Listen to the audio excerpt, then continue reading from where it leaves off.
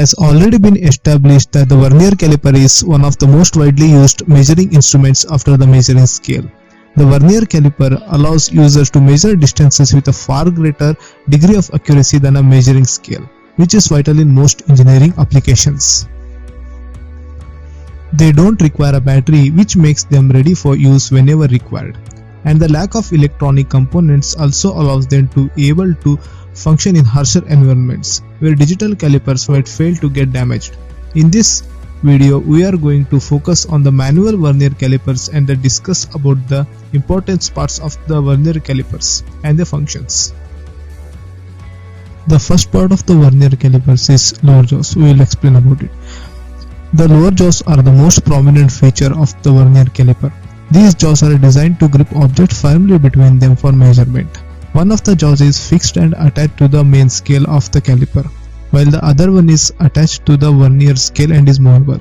The lower jaws allow the vernier caliper to measure outer dimensions of objects, such as length, width, or diameter.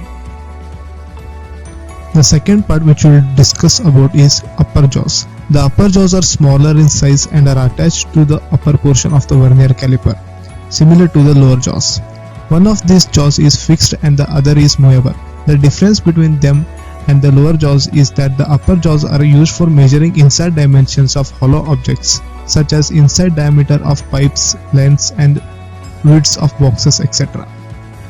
The jaws are placed inside the place to be measured and then opened till they touch the edges, and the reading is taken at that point. The third part of the vernier caliper is depth rod. The depth rod is another useful feature of the vernier caliper, which can be used to measure the depths of holes or steps. The depth rod is a thin rod located at the end of the main scale. To measure with the depth rod, the edge of the main scale is placed on the top surface of the hole and then the jaws are opened. As the jaw is open, the depth rod slides out with the main scale. The depth rod is extended till it touches the bottom of the hole, and the reading is taken as usual. Then the fourth part is main scale.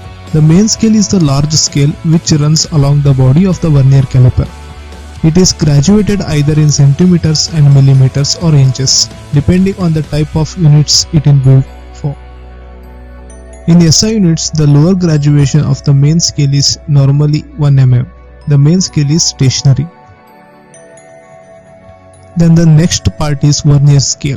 The vernier scale is the defining component of the caliper, and what gives it its name. The vernier caliper is a smaller scale attached to the main scale and can move along the main scale as the jaws are opened or closed. The vernier scale provides accuracy to the reading of the main scale by further dividing the lower readings of the main scale into increments. In a metric caliper, the vernier scale is divided into 50 increments, each representing 0.02 mm. The next part is thumb screw.